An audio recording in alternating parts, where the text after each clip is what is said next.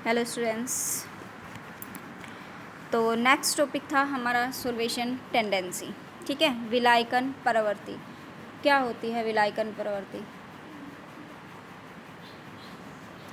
किसी भी एक जैसे विलायकन प्रवृत्ति मतलब किसी सब्सटेंस का किसी दूसरे के अंदर मिक्सअप होना, किसी दूसरे के अंदर मिक्स हो जाना, घुल जाना, उसको हम क्या कहते हैं? सॉल्यूशन। ठीक है, तो वो सॉल्वेशन टेंडेंसी किस तरीके से डिपेंड करती है? तो देखो,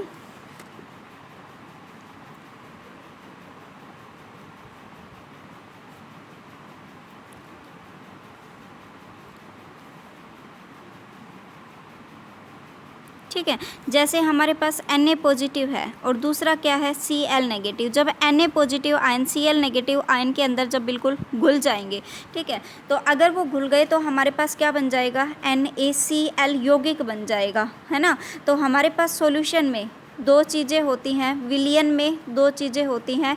एक तो क्या होता है? सोल्यूट, और दूसरा क्या होता है? सॉल्वेंट। एक तो होता है हमारे पास विलेय और दूसरा हमारे पास क्या होता है? विलायक। ये आप जब दोनों आपस में, विलेय और विलायक जब दोनों आपस में मिक्सअप हो जाते हैं, जब दोनों आपस में घुल जाते हैं, तो उसको हम क्या कहते हैं? विलयन। ठीक है, अब उसके बाद जो विलय की जो मात्रा होती है, विलय की मात्रा सॉल्यूशन में बहुत ही कम होती है, लेकिन विलायक की मात्रा सॉल्यूशन में बहुत ही ज़्यादा होती है। तो विलायक के तौर पर यहाँ पर हम किसको यूज़ करेंगे? किसका सबसे पहले यूज़ करते हैं? हम ज़्यादातर वाटर का यूज़ करते हैं। विलायक के रूप में हम किसको यूज़ करेंगे? वाटर को, पानी को यूज़ करेंगे। ठीक है,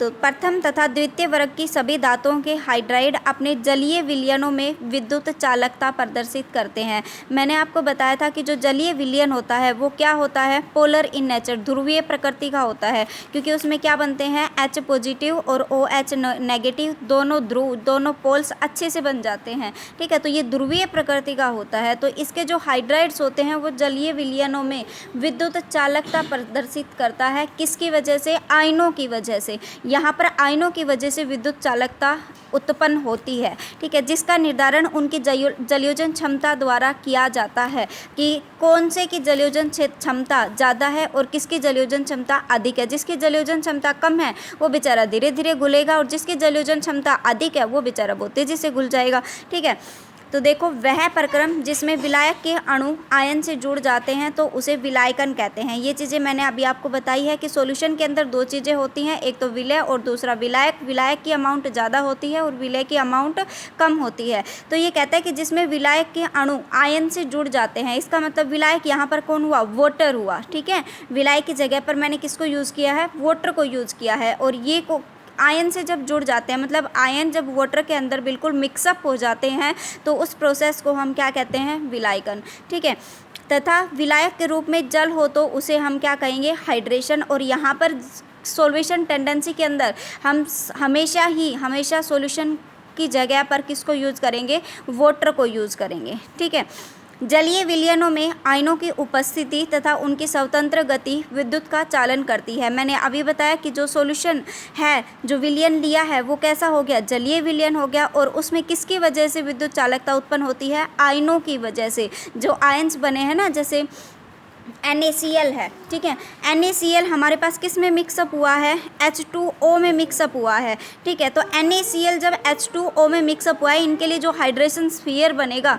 जो जलयोजन क्षेत्र बनेगा, वो अलग अलग बनेगा। ठीक है, Na पॉजिटिव के साथ जो जलयोजन क्षेत्र बनेगा वो अलग बनेगा, और Cl नेगेटिव के लिए जलयोजन क्षेत्र है वो अलग से बनेगा। ठीक है, तो इन दोनों के लिए जो जलयोजन क्षेत्र है वो अलग अलग बनेगा। तो उसके ऊपर डिपेंड करता है कि इनमें जो आयन्स होते हैं, जैसे वाटर है, यहाँ पर विलयन हमने क्या लिया है? वाटर लिया है, जल लिया है, और उसके अंदर या तो Na पॉजिटिव आयन घुलेंगे या फिर कौन से आयन घुलेंगे? Cl नेगेटिव आयन घुलेंगे। ठीक है,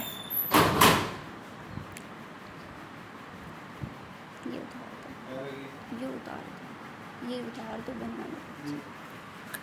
ठीक है, तो इसके अंदर देखो, तो ये आयन्स हुए। ठीक है, ये Na पॉजिटिव और Cl नेगेटिव की स्वतंत्र गति के कारण ही इनमें विद्युत चालकता का उत्पन्न होता है। ये विद्युत चालकता प्रदर्शित करते हैं। ठीक है, इनका जब पूरा सॉल्यूशन हमने लिया NaCl का क्या लिया, जलीय विलयन लिया, तो उस जलीय विलयन में या तो Na पॉजिटिव की वजह से या Cl नेगेटिव आयन की वजह से विद्युत चालकता उत्पन्न होती है। ठीक है, ये आयन जलीय विलयन में प्रबल आकर्षण आयनिक बंध टूटने से प्राप्त होते हैं कि इनके बीच जो बंध बनता है वो कौन सा बंध बनता है, आयनिक बंध बनता है। और वो आयनिक बंध अगर टूट जाता है तो फिर ये जलीय विलयन में घुल जाते हैं। कि देखो यहाँ पर हमारे पास क्या है, Na और Cl, तो एक Na पॉजिटिव और Cl नेगेटिव, ये इनके बीच जो बॉन्डिंग होती है, जो बॉन्ड बना है इनके बीच, वो कैसा बॉन्ड बना है,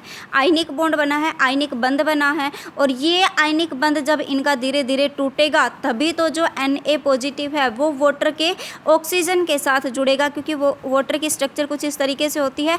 तो ऑक्सीजन के ऊपर कैसा होता है, पार्शियल नेगेटिव चार्ज होता है, और हाइड्रोजन के ऊपर कैसा चार्ज होता है, पार्शियल पॉजिटिव चार्ज होता है। तो जो पॉजिटिव आयन है वो किससे अट्रैक्ट होंगे, नेगेटिव आयन से, और जो नेगेटिव आयन है वो किससे अट्रैक्ट होंगे, पॉजिटिव आयन से। तो जो Na पॉजिटिव है, अब पहले तो उसका बंध किसके साथ था, Cl नेगेटिव के साथ, और इनके बीच जो बॉन्डिंग थी वो कैसी थी, आयनिक बॉन्डिंग थी, आयनिक बंध बनाते थे। तो इनका आयनिक बंध अगर टूटेगा तभी तो Na पॉजिटिव वाटर के ऑक्सीजन के साथ जुड़ेंगे। क्लियर हो गया ये पॉइंट। तो ये यही कह रहा है कि ये आयन जलीय विलयन में प्रबल आकर्षण बल आयनिक बंध टूटने से प्राप्त होते हैं, कि इनके बीच का आयनिक बंध तो टूटेगा और ये किसके साथ बनाएगा, वाटर के मॉलिक्यूल के साथ। क्षार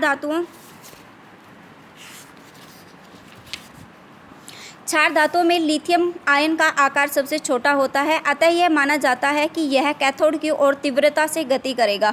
परंतु जलीय विलयनों में आयनिक कणों की गति की प्रक्रिया विपरीत होती है, अर्थात अन्य क्षार धातुओं की तुलना में Li पॉजिटिव आयन कम गतिमान होते हैं, अतः क्षार धातुओं में चालकता का क्रम निम्न अनुसार होता है। Cs positive is greater than Rb positive is greater than K positive, Na positive and lithium plus. कि सबसे पहले अगर मैं देखूँ कि सॉल्यूशन मतलब सॉल्वेशन टेंडेंसी किसकी ज़्यादा होगी, सॉल्वेशन टेंडेंसी किसकी ज़्यादा होगी, तो सॉल्वेशन टेंडेंसी तो किसकी ज़्यादा होगी, देखो मैं आपको प्राइमरी हाइड्रेशन स्फीयर बना के दिखाती हूँ सभी के लिए। ठीक है, तो यहाँ से अगर आप देखोगे तो लिथियम सबसे पहले फर्स्ट जो ग्रुप का एलिमेंट है वो कौन है, लिथियम। और लिथियम का कौन सा आयन बनता है, लिथियम +1 आयन बनता है।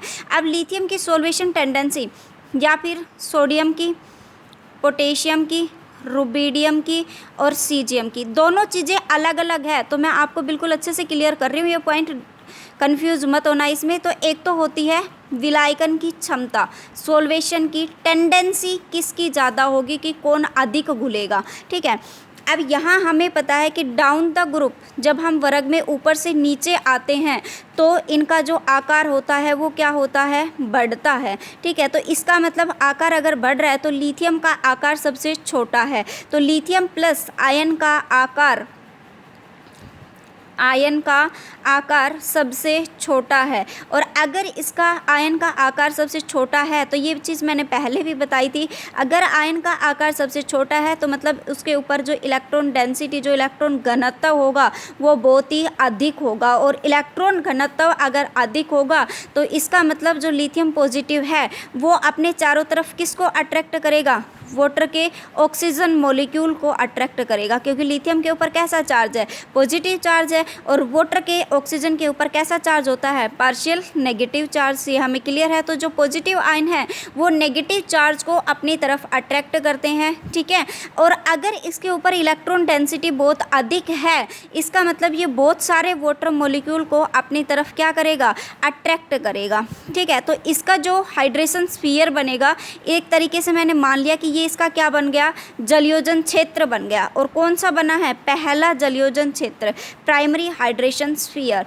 ठीक है, अभी मुझे ये बताओ कि एक तो लिथियम का जलयोजन क्षेत्र बना है, और दूसरी मैं बात करूं किसका, सीजियम के जलयोजन क्षेत्र की मैं बात करूं तो सीजियम के पास आपको पता है कि लिथियम का आकार सबसे छोटा था लेकिन सीजियम का आकार सबसे बड़ा है। और अगर सीजियम का आकार सबसे बड़ा है इसका मतलब इसके ऊपर जो इलेक्ट्रॉन डेंसिटी होगी, जो इलेक्ट्रॉन घनत्व होगा वो बहुत ही कम होगा। और अगर इलेक्ट्रॉन घनत्व बहुत कम है इसका मतलब ये कुछ एक वाटर मॉलिक्यूल को ही अपनी तरफ अट्रैक्ट कर पाएगा। ठीक है। और अगर ये बहुत कम वाटर मॉलिक्यूल को अपनी तरफ अट्रैक्ट कर पाएगा, इसका मतलब इसका जो जलयोजन क्षेत्र है वो कैसा बनेगा, छोटा बनेगा, ठीक है, क्योंकि इसने कुछ एक ही वाटर मॉलिक्यूल को अट्रैक्ट किया है, इसका जलयोजन क्षेत्र कैसा बनेगा, छोटा बनेगा। और इसका जो जलयोजन क्षेत्र बनेगा वो कैसा बनेगा, बड़ा, क्योंकि इसका आकार सबसे छोटा है, और आकार सबसे छोटा है तो इसका मतलब इसके ऊपर इलेक्ट्रॉन डेंसिटी बहुत अधिक है, और इलेक्ट्रॉन डेंसिटी, इलेक्ट्रॉन घनत्व अगर बहुत ज़्यादा है तो ये विपरीत आयन को अपनी तरफ बहुत तेज़ी से आकर्षित करेगा और बहुत सारे वाटर मॉलिक्यूल को अपने सराउंड जोड़ लेगा, ठीक है, जिसके वजह से इसका जो प्राथमिक जलयोजन क्षेत्र बनता है वो लिथियम का तो बड़ा बनता है और सीजियम का छोटा बनता है। ये कन्फ्यूजन वाली इसमें क्या चीज़ है कि आप कहोगे कि मैम सीजियम का आकार तो बड़ा है और लिथियम का आकार छोटा है, तो लिथियम का जो जलयोजन क्षेत्र बनना चाहिए वो कैसा बनना चाहिए, छोटा बनना चाहिए, लेकिन सीजियम का जलयोजन क्षेत्र बड़ा बनना चाहिए। ऐसा नहीं होता। विलायकन क्षमता तो किसकी सबसे ज़्यादा है, लिथियम की सबसे ज़्यादा है। क्या, विलायकन क्षमता सबसे ज़्यादा किसकी है, लिथियम की, क्योंकि इसका आकार बेचारे का सबसे छोटा है, तो जिसकी वजह से ये फटाफट से नेगेटिव आयंस को, अपने विपरीत आयन को अपनी तरफ आकर्षित करेगा और उसके अंदर घुलता चला जाता है। तो इसकी जो लिथियम प्लस की जो विलायकन क्षमता होती है वो तो सबसे अधिक होती है और सीजियम की विलायकन क्षमता सबसे कम होती है, ठीक है। और जलयोजन क्षेत्र का आकार मैंने आपको बताया कि क्यों बड़ा होता है इसका, क्योंकि ये बहुत सारे वाटर मॉलिक्यूल को अपनी तरफ अट्रैक्ट कर लेता है और इसका जो जलयोजन क्षेत्र बनता है वो बड़ा बनता है और सीजियम का जो जलयोजन क्षेत्र बनता है वो छोटा बनता है। तो दो क्रम पूछे जाते हैं। पहला तो अगर मैं आपसे पूछूं कि इनकी विलायकन क्षमता का क्रम, ठीक है, तो विलायकन क्षमता किसकी सबसे ज़्यादा होगी, लिथियम की, फिर उसके बाद सोडियम की, उसके बाद पोटेशियम की, उसके बाद रुबिडियम की और देन सीजियम की, ठीक है। ऐसे ही ये तो फर्स्ट ए ग्रुप का था। सेकंड ए ग्रुप की अगर मैं बात करूँ तो सेकंड ए में भी ऐसा ही होगा, Be+2, Mg+2, Ca+2, Sr+2 and then, ठीक है। लेकिन अगर इनके आवेश के गतिमान, जैसे ये सीरीज़ आपको दिखाया गया है कि धातु कम गतिमान होते हैं, लिथियम प्लस आयन कम गतिमान होते हैं। कम गतिमान क्यों होते हैं, देखो अब कि आयन का अगर गतिमान का क्रम आपसे पूछ लिया जाए, किसका, आयन का गतिमान का क्रम अगर आपसे पूछ लिया जाए तो वो कैसे होगा, वो होगा कि लिथियम का जो जलयोजन क्षेत्र बना है वो बड़ा बना है, वो मैंने आपको बता दिया क्यों बना है, ठीक है। और सीजियम का कैसा बना है, जलयोजन क्षेत्र छोटा बना है। तो आप मुझे बताओ कि एक तो आयन छोटा है वो सॉल्यूशन में जल्दी मूव करेगा और दूसरा जो बड़ा है वो जल्दी मूव करेगा, तो कौन जल्दी मूव करेगा, छोटे वाला फटाफट से भागा जाएगा और जो बड़ा है वो बेचारा धीरे धीरे खिसकता चलेगा, है ना। तो इसकी जो गतिमान का क्रम होगा वो इसका जस्ट अपोजिट होगा, ठीक है। तो सीजियम प्लस आयन का जो गतिमान क्रम होगा वो सबसे ज़्यादा होगा, क्यों, क्योंकि इसका जलयोजन क्षेत्र सबसे छोटा होता है और लिथियम का जो जलयोजन क्षेत्र होता है वो सबसे बड़ा होता है। तो लिथियम का बड़ा है इसलिए बेचारा वो धीरे धीरे खिसकता हुआ चलेगा, ठीक है। तो सीजियम का सबसे पहले, फिर उसके बाद रुबिडियम का, फिर उसके बाद पोटेशियम का, फिर उसके बाद सोडियम का, और सबसे कम किसका होगा, लिथियम का, क्योंकि इसका जलयोजन क्षेत्र सबसे बड़ा है, ठीक है। ऐसा ही सेकंड ए ग्रुप के लिए आपको मिलेगा। क्लियर है ये पॉइंट। तो देखो लिथियम आयन का आकार, तो अतः क्षार धातुओं में चालकता का क्रम निम्नानुसार होता है। तो चालकता का क्रम पता चल गया क्यों होता है ऐसा, वो मैंने आपको पॉइंट बिल्कुल क्लियर कर दिया है, ठीक है। तो लिथियम आयन का आकार सबसे छोटा होता है जिसके कारण इसका इलेक्ट्रॉन घनत्व क्या होगा, अधिक होगा और अत्यधिक जलयोजन क्षमता रखता है। जलयोजन क्षमता बहुत अधिक रखता है, क्यों, क्योंकि इसका आकार सबसे छोटा है और इलेक्ट्रॉन घनत्व बहुत अधिक है, तो ये फटाफट से दूसरे आयन्स को अपनी तरफ आकर्षित करता रहेगा। तथापि सीजियम आयन का आकार अन्य के सापेक्ष बड़ा होने के कारण इसका घनत्व कम होता है, जिससे यह सबसे कम जल के अणुओं को अपने साथ बंधित कर पाता है, जिसकी वजह से इसका जो जलयोजन क्षेत्र बनेगा वो कैसा बनेगा, बिल्कुल छोटा बनेगा, ठीक है। और जलयोजन क्षेत्र अगर छोटा बनेगा तो बेचारा भागा भागा चला जाएगा, ठीक है, और बड़ा बनेगा तो खिसकता हुआ चलेगा। इसका मुख्य प्रभाव यह होता है कि जलयोजित लिथियम आयन बड़े आकार का और जलयोजित सीजियम आयन छोटे आकार का होता है। अतः जलयोजित Cs+ आयन अपेक्षाकृत तीव्र गति से गतिशील होता है। क्लियर है कि Cs+ आयन का जो जलयोजन क्षेत्र बनता है वो कैसा बनता है, छोटा बनता है, तो वो बहुत जल्दी से गतिशील, बहुत जल्दी से फटाफट से चलता है। लेकिन जो लिथियम है उसका जलयोजन क्षेत्र बहुत बड़ा बना है, तो वो बेचारा धीरे धीरे चलेगा। लिथियम आयन Li+ से 4 और सीजियम से 6 अणु जल से जुड़ सकते हैं। लिथियम आयन से जुड़े 4 अणु जल के कई अणुओं के साथ बंधित होकर विस्तृत द्वितीयक जलयोजन क्षेत्र का निर्माण करते हैं। सीजियम आयन का द्वितीयक जलयोजन क्षेत्र कम होता है। कि सीजियम का जब हमने प्राइमरी हाइड्रेशन स्फीयर बनाया, ठीक है, प्राइमरी हाइड्रेशन स्फीयर बनाया तो वो भी कम बना था, तो दूसरा जो बनेगा वो भी कम बनेगा, और पहला बनाया था वो ज़्यादा था, तो दूसरा बनेगा वो भी ज़्यादा बनेगा। विलायकन की परिसीमा की गणना विलायकन ऊर्जा के मान द्वारा निर्धारित होती है। ये आप लोग देख लेना। देखो फिर एक ही वर्ग में ऊपर से नीचे आने पर विलायकन प्रवृत्ति कम होती जाती है, क्योंकि नीचे आने पर आवेश घनत्व घटता जाता है। तो ये मैंने आपको क्लियर कर दिया है कि सबसे पहला, सबसे ज़्यादा किसका होगा, लिथियम प्लस का, दूसरा फिर सोडियम का, फिर पोटेशियम का, फिर रुबिडियम का, देन सीजियम का, ठीक है। उसके बाद ऐसे ही सेम इसका होगा। लेकिन क्षारीय मृदा धातु का आकार क्षार धातु की तुलना में छोटा होता जाता है, अतः इनकी विलायकन क्षमता अधिक होती है। कि जैसे हम अगर दोनों ग्रुप को कंपेयर करें तो हमें पता है ये फर्स्ट ए ग्रुप है और ये सेकेंड ए ग्रुप है। आवर्त में बाएं से दाएं जाने पर आकार घटता है, तो अगर आकार घटेगा तो किस, लिथियम और बेरिलियम में से किसका आकार छोटा हुआ, Be+2 का आकार छोटा हुआ। तो अगर Be+2 का आकार छोटा हुआ तो इसके ऊपर इलेक्ट्रॉन घनत्व अधिक होगा, किसकी तुलना में, Li+ की तुलना में। और अगर इलेक्ट्रॉन घनत्व अधिक होगा तो इसका मतलब ये अपने विपरीत आयनों को बहुत जल्दी से आकर्षित करेगा। तो Be+2 और Li+ को जब हम कंपेयर करेंगे तो किसकी विलायकन क्षमता अधिक होगी, Be+2 की, किसके कंपैरिजन में, Li+ के में, ठीक है। ऐसे ही Na+Mg+2 को करोगे तो Mg+2 की ज़्यादा होगी, ऐसे ही इन दोनों को करोगे तो Ca+2 की ज़्यादा होगी, इन दोनों को करोगे तो स्ट्रोंशियम+2 की होगी, इन दोनों को करोगे तो बेरियम+2 की होगी, ठीक है। और इनका जब जलयोजन क्षेत्र आप बनाओगे तो कृपया इसी तरीके से बनाना। जैसे लिथियम का मैं आपको बना के दिखा देती हूँ कि लिथियम प्लस के साथ कौन अट्रैक्ट होगा, इस तरीके से वाटर का ऑक्सीजन, ठीक है। ऑक्सीजन पे कैसा चार्ज होता है, नेगेटिव, और इसके ऊपर कैसा होता है। लेकिन ये ध्यान रखना, ये तो हमारा कैसा हाइड्रेशन स्फीयर बना था, प्राइमरी हाइड्रेशन स्फीयर, ठीक है।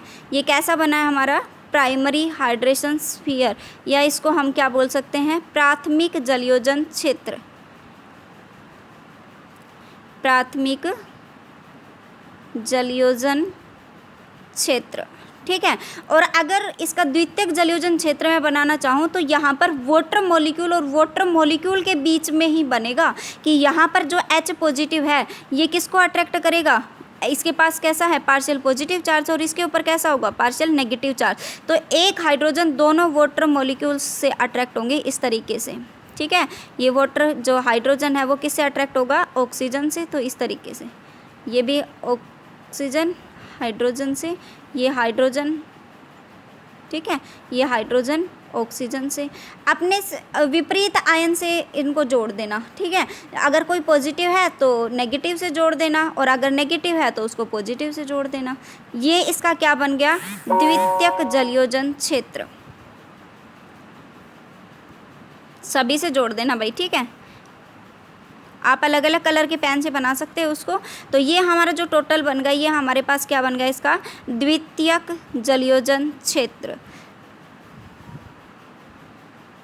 बस ये चीज़ याद रखनी है आपको कि जब प्राथमिक जलयोजन क्षेत्र बनता है वो तो किसी भी आयन और वाटर मॉलिक्यूल के बीच में बनेगा, लेकिन जो द्वितीयक जलयोजन क्षेत्र बनता है वो वाटर मॉलिक्यूल और वाटर मॉलिक्यूल के बीच में ही बनेगा, ठीक है, ठीक है। तो ये दोनों के लिए बना देना। अगर Cl नेगेटिव के लिए अगर आप बनाना चाहते हो इसी तरीके से, तो Cl नेगेटिव के लिए कैसे बनाओगे, Cl नेगेटिव आयन है तो ये क्या करेगा, वाटर मॉलिक्यूल उसके हाइड्रोजन से जुड़ेगा, है ना, हाइड्रोजन से जुड़ेगा ये, ठीक है, इस तरीके से।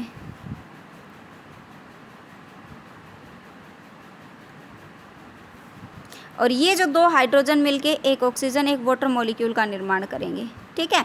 तो ये क्या बन गया इसका प्राइमरी हाइड्रेशन स्फीयर, ये आप लोग अपने आप खुद से बनाओगे। और वाटर मॉलिक्यूल, ये भी ऑक्सीजन है तो ये किसके साथ जुड़ेगा, हाइड्रोजन के साथ, ठीक है। तो ये हाइड्रोजन के साथ इस तरीके से जुड़ जाएगा।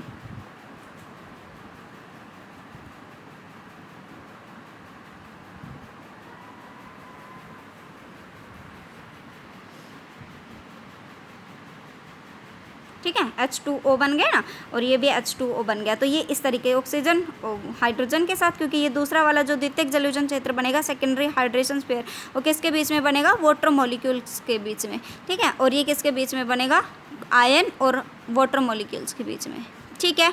तो इनका हाइड्रेशन स्फीयर हम इस तरीके से बनाएंगे। इसका मैंने बना के दिखा दिया आपको कंप्लीट, और इसका आप अपने आप से खुद बनाओगे, मैंने आइडिया दे दिया आपको, ठीक है।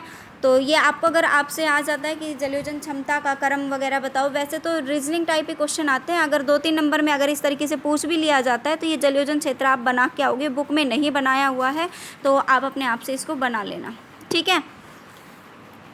नेक्स्ट टॉपिक है वो आपका नेक्स्ट वीडियो में करवाती हूँ मैं।